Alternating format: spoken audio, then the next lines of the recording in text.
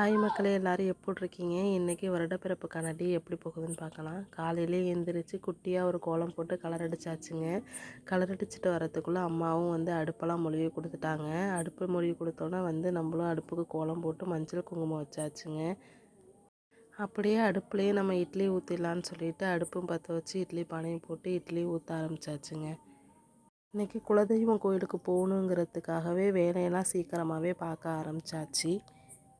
இட்லியெல்லாம் ஊற்றி எடுத்ததுக்கப்புறம் சட்னி வச்சாச்சுங்க.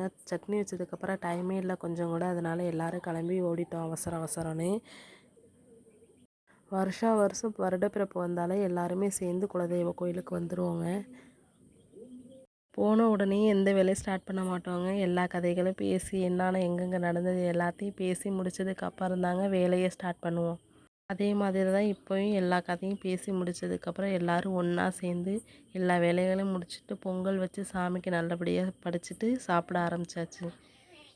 எல்லா வேலைகளும் பார்த்துட்டு சாமி கும்பிட்றதுக்கு எப்படியும் 3:30 மணிக்கு மேலேயே ஆயிடுச்சுங்க. அதுக்கப்புறம் வீட்டுக்கு வந்து வீட்டில் உள்ள வேலைகளெல்லாம் பார்த்து சமையல்லாம் முடிச்சுட்டு வீட்லேயும் சாமி கும்பிட்டுட்டு நாங்களும் சாப்பிட்டுட்டோங்க. இந்த வீடியோ பிடிச்சிருந்தா மறக்காமல் லைக் பண்ணி சப்ஸ்கிரைப் பண்ணிக்கோங்க.